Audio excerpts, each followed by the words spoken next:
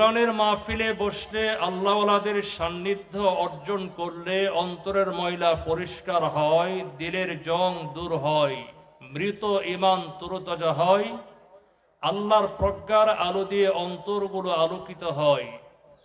এ কারণে আমাদের বুজুর্গান দিন বলেছেন, আলাইকুম বিমুজালাসাতিল উলামা ওয়াস্তিমতাউ কালামিল হুকামা।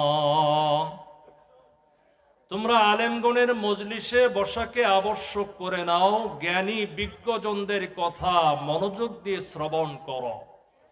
কারণ আলেমগণের মজলিস হচ্ছে বরকতি মজলিস, কল্যাণকর মজলিস। নবী আলাইহিস সালাম বলেছেন, আল বারাকাতু মাআ আকাবিরিকুম, তোমাদের বড়দের সাথে তথা আলেমগণের সাথে সম্পৃক্ত হওয়ার মাঝেই তোমাদের জন্য বরকত আর কল্যাণ নিহিত আছে।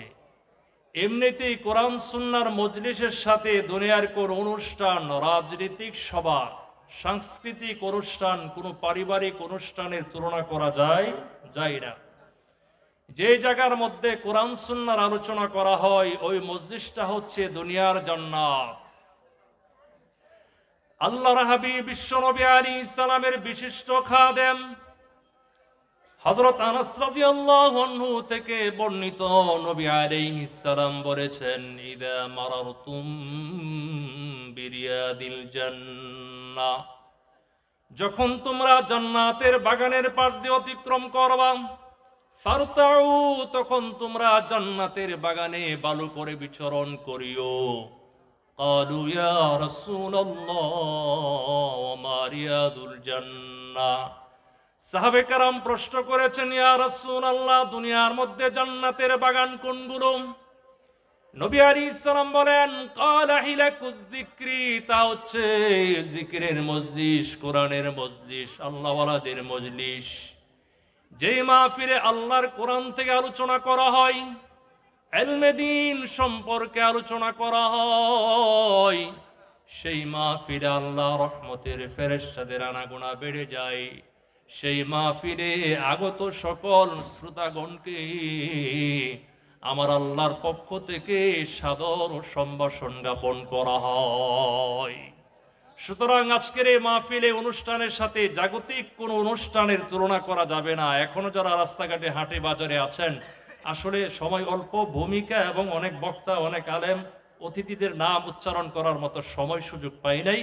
যেহেতু আমাদের আজকের প্রধান আলোচক গোটা বাংলাদেশের বর্তমান সুর সম্রাট বলা হয় আমাদের অত্যন্ত প্রিয় ভাই হাফেজ মাওলানা মোহাম্মদ ইসমাইল হোসেন বুখারী কাশিয়ানী হুজুর খুব নিকটে চলে আসছেন। আমি খুব বেশি সময় পাবো না, এই জন্য ভূমিকা টুমিকা ছাড়াই আমি আমার আলোচনা ওপেন করব ইনশাআল্লাহ। সম্মানিত হাজরিন, আমি আপনাদের খেদমতে মানবতার মুক্তির সনদ, মহাবিশ্বের মহাবিশ্বই মহাগ্রন্থ আল কোরআন কারীমের 29 নম্বর সূরা, সূরা আল আনকাবুতের 64 নম্বর আয়াত তিলাওয়াত করেছি। আল্লাহর হাবিব দুজাহানের সম্রাট জনাবে মুহাম্মদুর রাসূলুল্লাহ সাল্লাল্লাহু আলাইহি ওয়াসাল্লামের লক্ষ লক্ষ হাদিসের ভান্ডার থেকে একখানা হাদিস শরীফ পাঠ করেছি। আমি আমার তিলাওয়াতকৃত আয়াত এবং হাদিসের আলোকে আপনাদের খেদমতে মৃত্যু পরবর্তী জীবন তথা আখিরাত পরকালের চিন্তা ভাবনা ফিকির নিয়ে কিছু আলোচনা করব ইনশাআল্লাহ। মৌলিকভাবে যে 6টি বস্তুর প্রতি বিশ্বাস স্থাপন করতে হয় সেগুলো হচ্ছে আমানতু বিল্লাহি ওয়া মালাইকাতিহি ওয়া কুতুবিহি ওয়া রুসুলিহি ওয়াল ইয়াউমিল আখির ওয়াল কদরি খাইরিহি ওয়া শাররিহি মিনাল্লাহি তাআলা। এক আল্লাহর প্রতি বিশ্বাস স্থাপন করা, ফেরেশতাগণের প্রতি বিশ্বাস স্থাপন করা, নবী রাসূলগণের প্রতি বিশ্বাস স্থাপন করা, আসমানি গ্রন্থবলির প্রতি বিশ্বাস স্থাপন করা, পরকালে বিশ্বাস স্থাপন করা, তকদীরের ভালো মন্দের প্রতি বিশ্বাস স্থাপন করা। আল্লাহ রাব্বুল আলামিন তার পবিত্র কালাম সর্বশ্রেষ্ঠ আসমানি গ্রন্থ কোরআন মাজিদ সর্বকালের সর্বযুগের সর্বশ্রেষ্ঠ মহামানব দুজাহানের সম্রাট জনাবে মুহাম্মদুর রাসূলুল্লাহ সাল্লাল্লাহু আলাইহি ওয়াসাল্লামের উপর নাজিল করেছেন মানুষকে পথ প্রদর্শন করার জন্য। আল্লাহ রাব্বুল আলামিন কোরআনের মাধ্যমে মানুষকে পথ প্রদর্শন করেছেন একটা সুনির্দিষ্ট নীতিমালা প্রদান করে। এক বর্ণনায় পবিত্র কোরআন মাজিদে আয়াত রয়েছে ৬,২৩৬টি। এর মধ্যে ৫০০ আয়াতে আল্লাহ তাআলা বিধিবিধান দান করেছেন। কোন কাজ হালাল, কোন কাজ হারাম, কোন কাজ জায়েজ, কোন কাজ নাজায়েজ, এক কথায় দুনিয়ার মানুষের জন্য কোনটি করণীয়, কোনটি বর্জনীয়, এগুলোকে বলা হয় বিধিবিধান। আর বাকি ৫,৭৩৬ আয়াতের মধ্যে কোনো বিধিবিধান নাই, আছে শুধু ওয়াজ নসিহত। তার মানে আল্লাহ রাব্বুল আলামিন পবিত্র কোরআন মাজিদের প্রায় ১৩ ভাগের ১ ভাগে বিধিবিধান দান করেছেন, আর বাকি ১২ ভাগে করেছেন শুধু ওয়াজ নসিহত। আল্লাহ রাব্বুল আলামিন পবিত্র কোরআন মাজিদের প্রায় ৬,০০০ আয়াতকে ৩ পদ্ধতিতে ৩ ভাগে ওয়াজ করেছেন। একটা পদ্ধতির নাম তাযকির বিআলা ইল্লা, আল্লাহর কুদরতের বিবরণ দিয়ে ওয়াজ। আরেকটা পদ্ধতির নাম হচ্ছে তাযকির বিআইয়ামিল্লাহ, অতীতকালের ঘটনার বিবরণ দিয়ে ওয়াজ। আরেকটা পদ্ধতির নাম হচ্ছে তাযকির বিমা বাদাল মাউত, তথা মৃত্যু পরবর্তী আখিরাত পরকালের বিবরণ দিয়ে ওয়াজ। তাহলে আল্লাহ রাব্বুল আলামিন প্রায় ৬,০০০ আয়াতকে মানুষের কল্যাণ হিদায়াতের জন্য ৩ ভাগে ৩ পদ্ধতিতে ওয়াজ করেছেন। এই ৩ পদ্ধতির তৃতীয় পদ্ধতি হচ্ছে আমাদের আলোচ্য বিষয় তথা পরকাল আর আখিরাত। আখিরাত কি জিনিস? যে সকল মৌলিক বিশ্বাসের উপর ইসলামের মূল ভিত্তি, এগুলোর মধ্যে অন্যতম প্রধান হচ্ছে তাওহীদ এবং রিসালাতের আকীদা। তাওহীদ এবং রিসালাতের পর অন্যতম গুরুত্বপূর্ণ আকীদা হচ্ছে পরকালের বিশ্বাস। পরকালের অর্থ হচ্ছে মানুষ মৃত্যুর পর সে এমন একটি স্থায়ী জীবনে প্রবেশ করবে যে জীবনে দুনিয়ার প্রতিটি কার্যকলাপের পরিপূর্ণ হিসাব দিতে হবে। এই বস্তু জগৎ ও পার্থিব জীবন ছাড়া আরো একটি জগৎ, আরো একটি জীবন আছে, যাকে কোরআন সুন্নাহর পরিভাষায় আখিরাত পরকাল বলা হয়। যেসব বিষয়ের প্রতি ঈমান আনা অপরিহার্য কর্তব্য, সেগুলোর মধ্যে সর্বাপেক্ষা গুরুত্বপূর্ণ বিষয় হলো আখিরাত। তাছাড়া ঈমান অনুযায়ী আমল করার প্রকৃত প্রেরণা আখিরাত থেকে সৃষ্টি হয়।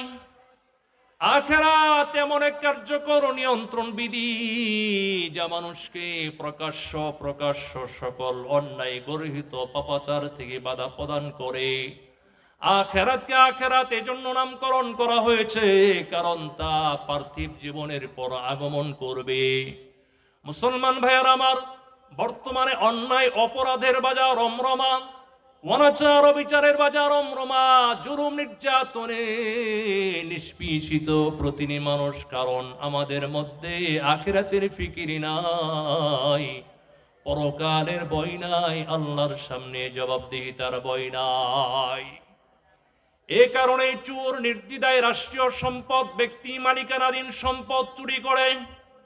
সে যদি জানতো মরার পর আমাকে কঠিন শাস্তি ভোগ করতে হবে, আল্লাহর সামনে জবাবদিহি করতে হবে, চোর কোনোদিন চুরি করতো না। ঠিক কিনা বলেন? এমনই ভাবে ঘুষখোর কর্মকর্তা নিঃসংকোচে সুদ আর ঘুষ বক্ষণ করে, কারণ তার অন্তরে পরকাল, আল্লাহর সামনে জবাবদিহিতার ভয় নাই। সে যদি জানতো মরার পর আল্লাহর সামনে আমাকে একদিন দাঁড়ানো লাগবে, জবাবদিহি করা লাগবে, সে যদি জানতো নবীজির হাদিস, আল্লাহর হাবিব বিশ্ব নবী আলাইহিস সালাম বলেছেন, সোজা করে ধরো, নবী আলাইহিস সালাম বলেন, আর-রাশি ওয়াল মুরতাশি কিলাহুমা ফিন্নার, ঘুষদাতা গ্রহীতা উভয়টাই জাহান্নামী। নাউজুবিল্লাহ বলেন। তাছাড়া আল্লাহ রাব্বুল আলামিন পবিত্র কোরআন মাজিদে সুদ আর ঘুষ সম্পর্কে এমন হার্ড শব্দ উচ্চারণ করেছেন, আল্লাহ তাআলা অন্য কোন অপরাধ সম্পর্কে এমন হার্ড শব্দ বলেন নাই। আমার আল্লাহ বলেন, ইয়া আইয়ুহাল্লাযীনা আমানু ইত্তাকুল্লাহা ওয়া যারু মা বাকিয়া মিনার রিবা ইন কুনতুম মুমিনিন। আল্লাহ বলেন, হে মুমিনগণ, তোমরা আল্লাহকে ভয় করো। আওয়াজ দিয়ে বলেন, মুমিন কাকে ভয় করবে? জোরে বলেন। মুমিন দুনিয়ার কোনো ব্যক্তি, কোনো পরাশক্তি রাশিয়া, আমেরিকা, নয়াদিল্লিকে ভয় করতে পারে না। মুমিন কেবলমাত্র একমাত্র আল্লাহ রব্বুল আলামিনকে ভয় করবে। মুমিন দুনিয়ার কোনো ব্যক্তির সামনে মাথা নত করতে পারে না। মুমিন কেবলমাত্র একমাত্র আল্লাহর সামনেই মাথা নত করবে। আল্লাহ রব্বুল আলামিন মহব্বতের ডাক দিয়ে বলেন, হে মুমিনগণ, তোমরা আল্লাহকে ভয় করো। সুদের যা বকে আছে তা তোমরা বর্জন করে ছেড়ে দাও, যদি তোমরা মুমিন বলে দাবি করো। আল্লাহ বলেন, যদি তোমরা তা না করো, আল্লাহ এবং তার রাসূলের সাথে যুদ্ধ করার জন্য প্রস্তুতি নাও। বলেন, কেউ যদি আল্লাহ এবং তার রাসূলের সাথে যুদ্ধ ঘোষণা করে, সেই লোকটা মুমিন না কাফের? বলেন, জোরে বলেন না কে?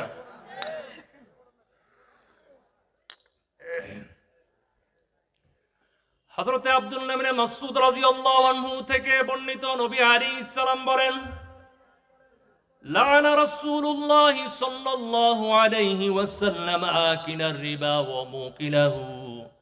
আল্লাহর হাবিব বিশ্বনবী আলাইহিস সালাম সুদদাতা গ্রহীতা, সুদের সাক্ষ্যদয় চুক্তি লেখক সকলের প্রতি লানত করেছেন। আল্লাহর হাবিব বলেন, সুদদাতা গ্রহীতা, সাক্ষ্যদয় চুক্তি লেখক এরা সকলে সমান সমান অপরাধী। গুনাহের দিক থেকে এরা প্রত্যেকেই বরাবর। নাউজুবিল্লাহ। আল্লাহর হাবিব বলেছেন, জেনে শুনে 1 দিরহাম 1 টাকা সুদ বক্ষণ করা 36 বার জিনা করার চাইতেও মারাত্মক অপরাধ। নাউজুবিল্লাহি মিন যালিক।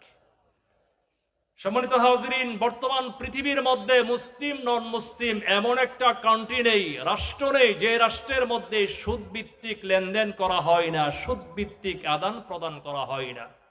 নবী আলাইহিস সালাম বলেছেন, কিয়ামতের 100 ছোট ছোট 131টি আলামত বর্ণনা করেছেন। এর মধ্যে একটা আলামত হলো, ইন্না মিন আশরাতিস সাআতি আন ইয়াজহারার রিবা। কিয়ামতের একটা অন্যতম আলামত হচ্ছে, কিয়ামতের আগ দিয়ে সুদের ব্যাপকতা প্রসারতা সমাজের মধ্যে লাভ করবে। সুদ ইচ্ছা করেও আমি আপনি সুদ গ্রহণ করা ছাড়া, খাওয়া ছাড়া বিরত থাকতে পারবো না। আল্লাহর হাবিব বিশ্বনবী আলাইহিস সালাম বলেন, লা ইয়াতিয়ান্না আলান নাসি জামানুন লা ইয়াবকা আহাদুন ইল্লা আকালার রিবা।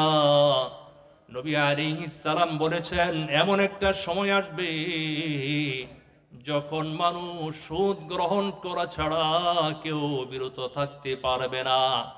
নবী বলেন, কেউ যদি সুদ বক্ষণ নাও করে, সুদ যদি কেউ গ্রহণ নাও করে, তথাপি সুদের কিছু ধুলাবালি দোয়া তার পেটের মধ্যে প্রবেশ করবে, ঠিক কিনা বলেন?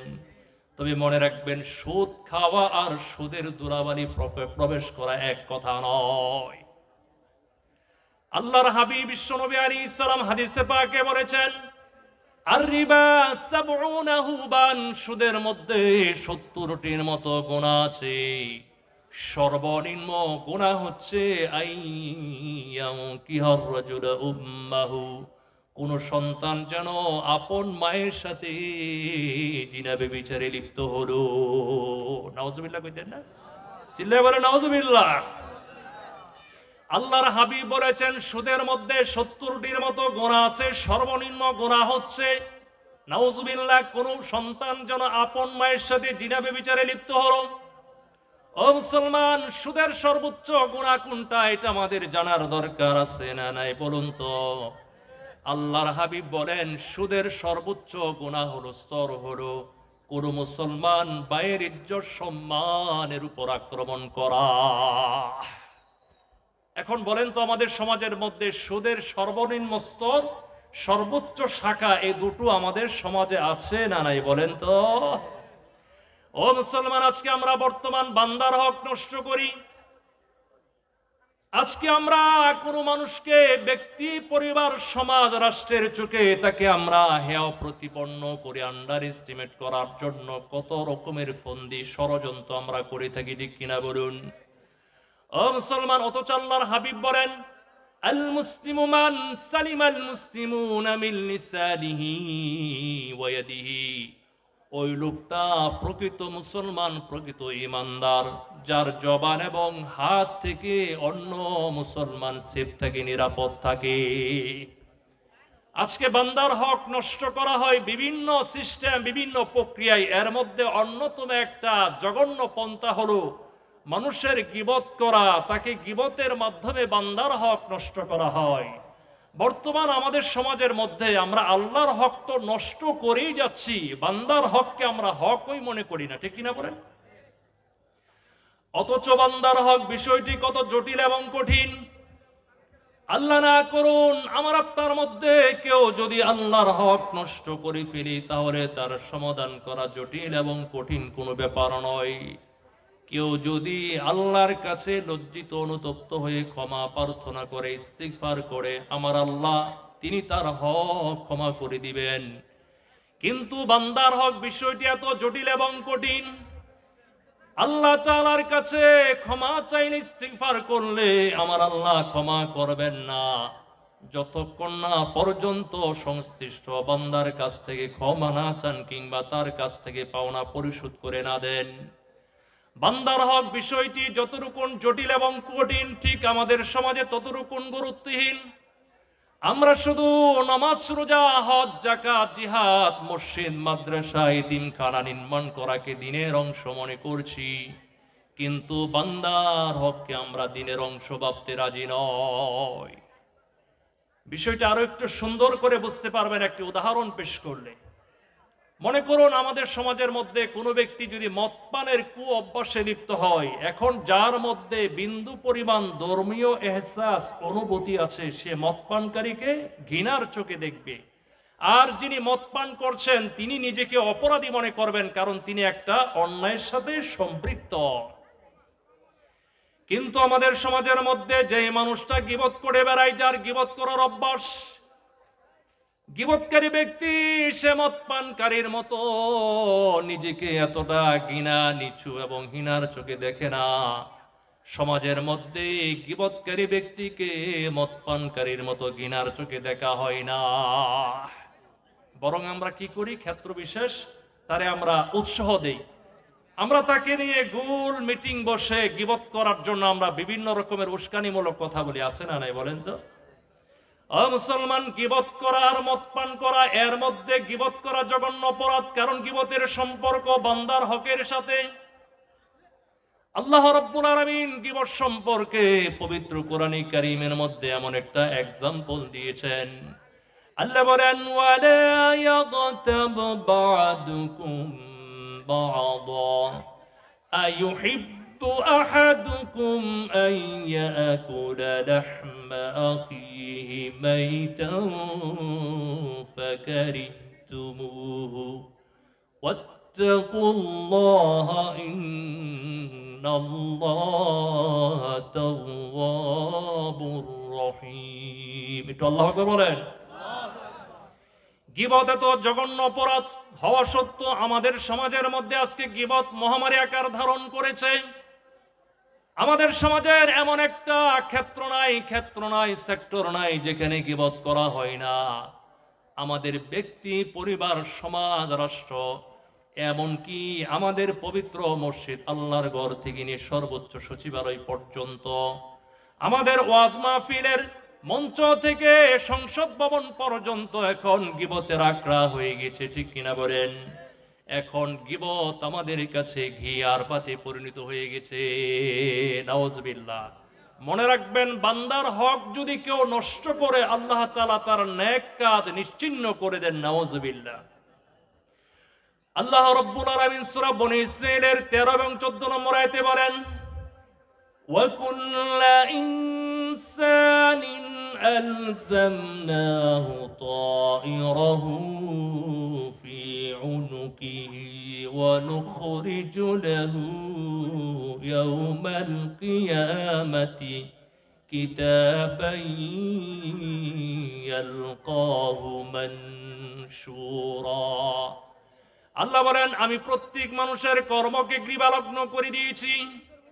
কিয়ামতের দিন বের করে দেখাবো একটি আমলনামা, যে আমলনামা সে উন্মুক্ত অবস্থায় দেখতে পাবে। আল্লাহ সেদিন বলবেন, ইকরা কিতাবাক গোলাম, আজকে তুমি তোমার আমলনামাটা পড়ো, যাতে আজকে তুমি নিজেই নিজের হিসাব গ্রহণের জন্য যথেষ্ট হয়ে যাও। এই আয়াতগুলোর তাফসিরে মারিফুল কোরআন বাংলাটা খুলে দেখবেন। মানুষ যে জায়গায় অবস্থান করুক না কেন, যেখানেই থাকুক না কেন, তার আমলনামা তার সাথে চলমান। আমলনামা সর্ব অবস্থায় লিপিবদ্ধ হতে থাকে, আমলনামা কখনো বন্ধ করা হয় না। মানুষ যখন মৃত্যুবরণ করে তখন তার আমলনামাটা অটোমেটিক ক্লোজ হয়ে যায়। কিয়ামতের দিন আল্লাহ রাব্বুল আলামিন কাউকে ডান হাতে আমলনামা প্রদান করবেন, কাউকে আবার বাম হাতে আমলনামা প্রদান করবেন।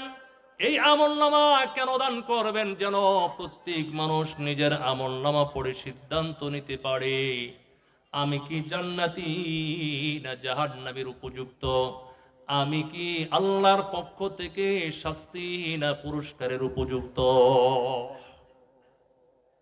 এই আমলনামা প্রদান করার পর শিক্ষিত অশিক্ষিত, এমনকি নিরক্ষর যে ব্যক্তি ক লিখতে কলম ভাঙ্গে, এই মানুষটা মুহূর্তের মধ্যে তার আমলনামাটা পড়ে ফেলবে।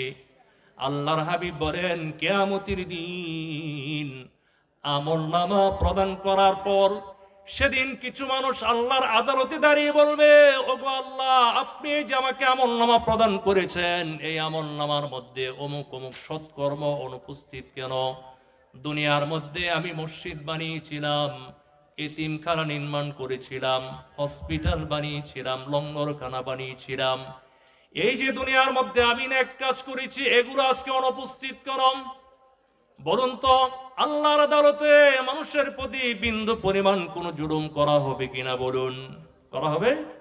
আল্লাহ বলেন, وَنَضَعُ الْمَوَازِينَ الْقِسْطَ لِيَوْمِ الْقِيَامَةِ فَلَا تُظْلَمُ نَفْسٌ شَيْئًا وَإِنْ كَانَ مِثْقَالَ حَبَّةٍ مِّنْ خَرْدَلٍ أَتَيْنَا بِهَا وَكَفَى بِنَا حَاسِبِينَ। আল্লাহ বলেন, ও গোলাম, আজকে আমি ইনসাফের মানদণ্ড স্থাপন করব। কোন বান্দার প্রতি বিন্দু পরিমাণ জুলুম করা হবে না। তুমি যদি দুনিয়ার মধ্যে সরিষা পরিমাণ নেক কাজ করো, সেটাও তুমি দেখতে পাবে। আল্লাহ বলেন, فَمَن يَعْمَلْ مِثْقَالَ ذَرَّةٍ خَيْرًا يَرَهُ وَمَن يَعْمَلْ مِثْقَالَ ذَرَّةٍ شَرًّا يَرَهُ। আল্লাহ বলবেন, ও গোলাম, তুমি যে নেক কাজ করেছিলে সেগুলো তোমার আমলনামার মধ্যে উঠিয়েছিলাম, কিন্তু দুনিয়ার মধ্যে তুমি বান্দার গীবত করেছিলে, বান্দার হক নষ্ট করেছিলে। এজন্য আমি আল্লাহ রাব্বুল আলামিন তোমার নেক কাজ থেকে, তোমার আমলনামা থেকে নেক কর্মগুলোকে আমি আল্লাহ নিশ্চিহ্ন করে দিয়েছি। নাউজুবিল্লাহ বলবেন না?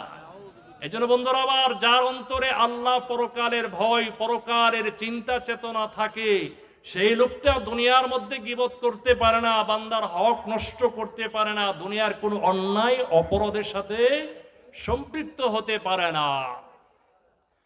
এমনই ভাবে দুনিয়ার মধ্যে যত অন্যায় অপরাধকারী যারা ক্রাইম করে বেড়ায়, তাদের অন্তরে যদি পরকালের ভয় পরিপূর্ণভাবে বিদ্যমান থাকতো, তাহলে দুনিয়ার মধ্যে তারা কোনোদিন অন্যের সম্পদ জবরদখল করতো না। ঠিক কিনা বলেন?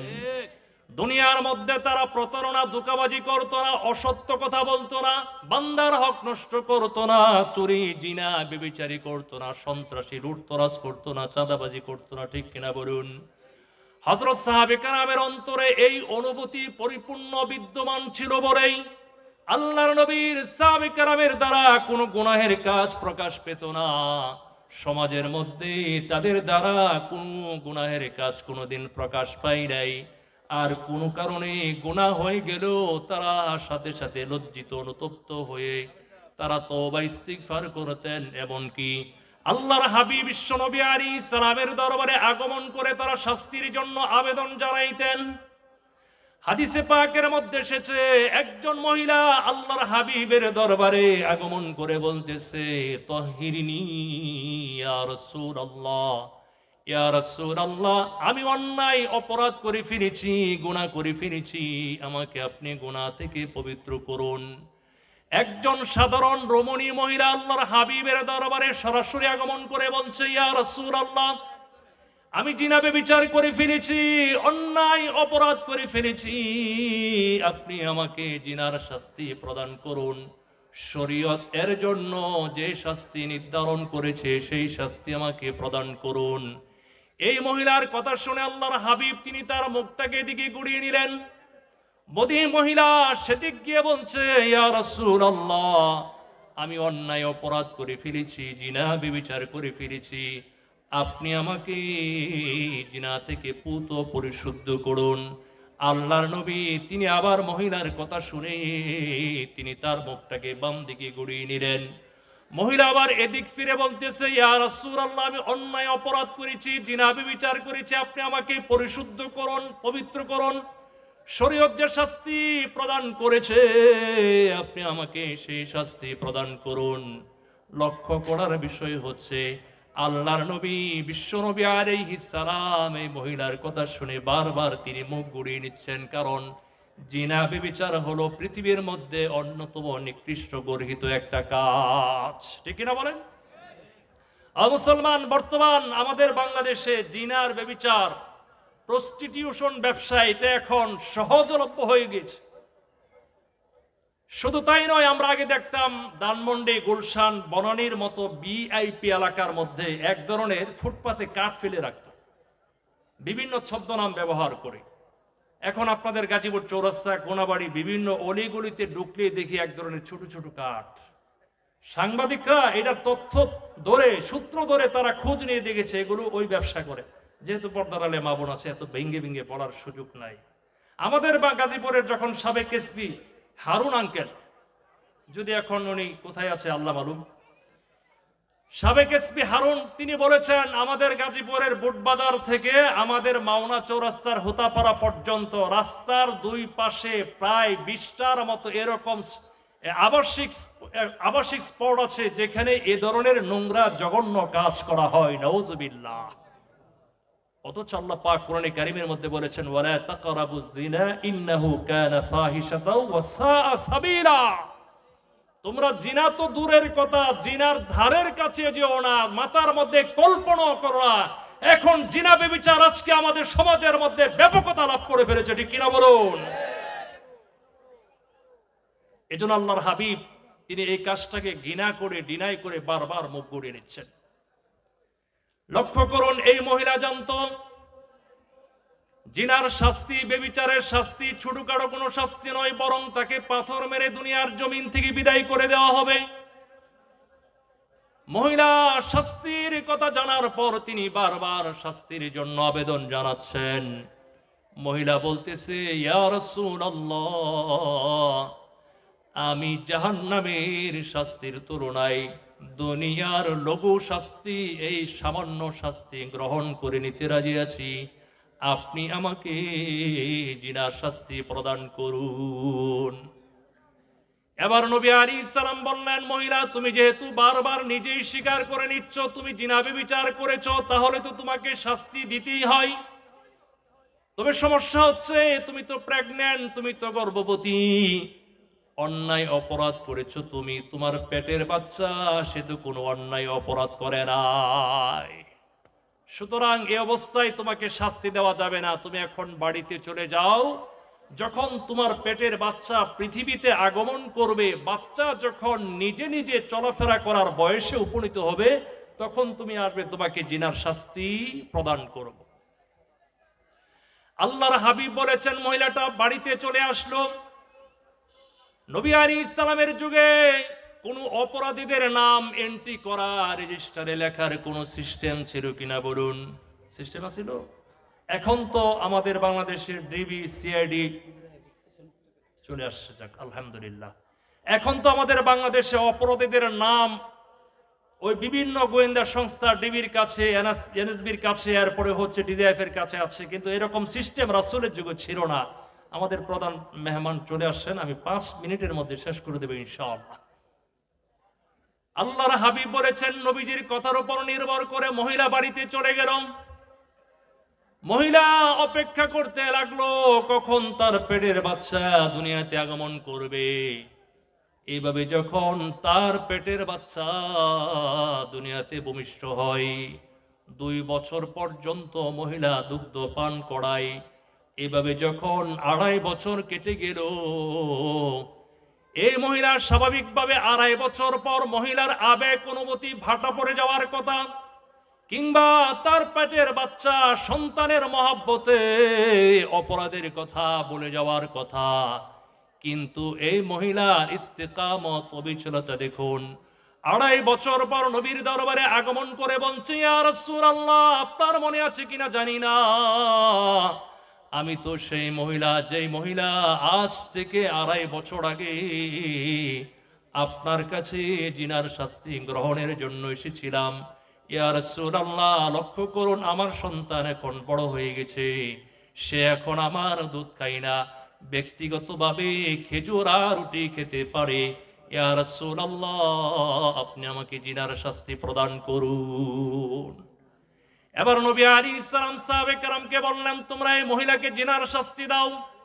সাহাবে কেরাম পাথর মেরে মেরে মহিলাকে দুনিয়ার জমিন থেকে বিদায় করে দিলেন। এই মহিলা আল্লাহর বিধানের জন্য নিজের জীবনটাকে উৎসর্গ করলেন।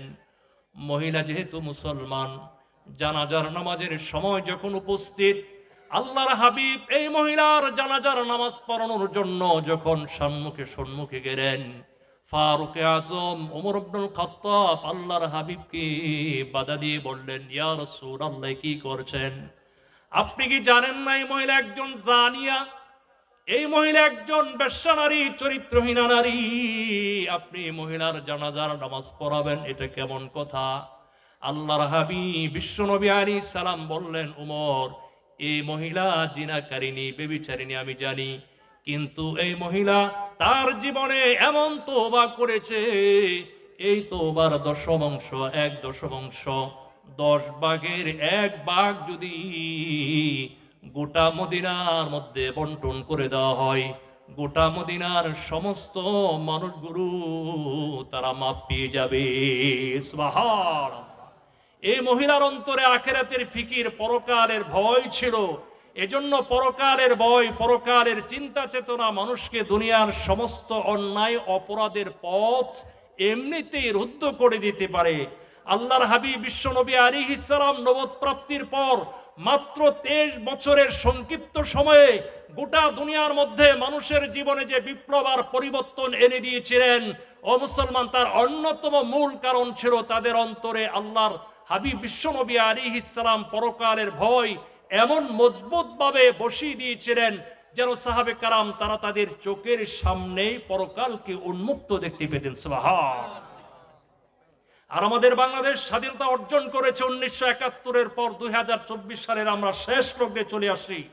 প্রায় 54 বছরের মধ্যে আমাদের বাংলাদেশে কোনো পরিবর্তন ঘটে নাই। আমাদের বাংলাদেশের মধ্যে শিক্ষার হার বেড়েছে, যোগাযোগ ব্যবস্থা উন্নত হয়েছে, মানুষের মধ্যে সভ্যতা নম্রতা বেড়েছে, কিন্তু আমাদের মধ্যে মনুষ্যত্ববোধ, ইনসানিয়তের বড়ই অভাব, ঠিক কিনা বলুন?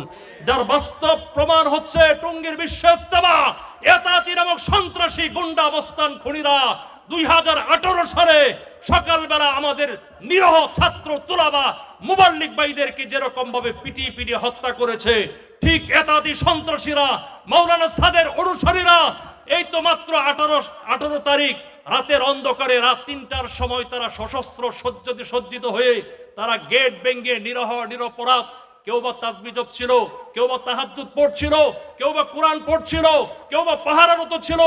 এই অবস্থায় সাদের সন্ত্রাসী বাহিনী আমাদের মুসলমান দাওয়াতুত তাবলীগের নিরহ সাথীদেরকে হত্যা করেছে, ঠিক কিনা বলুন? মুসলমান, আমরা পরিষ্কার ভাষায় বলে দিতে চাই, সাতপন্থীর ইজতেমা, গুন্ডামি, মাস্তামি ইজতেমা এদেশে চলতে দেওয়া যায় না, ঠিক কিনা? আজকে ধরনের সন্ত্রাসীরা সন্ত্রাসী কার্যক্রম করে, হত্যা করে, রক্ত জড়িয়ে, হাতের মধ্যে রক্ত লাগিয়ে মসজিদের গেটে দাঁড়িয়ে আমাদেরকে দিনের দাওয়াত দিবে। ভাই বসেন, একটু দিনের কথা শোনেন, লাথি মেরে মসজিদ থেকে বের করে দিবেন এদেরকে, ঠিক কিনা? এদের সাথে কোনো আপোষ করা যাবে না, ঠিক কিনা বলুন? আমরা আলেমরা এতদিন পর্যন্ত ধৈর্য সহনশীলতার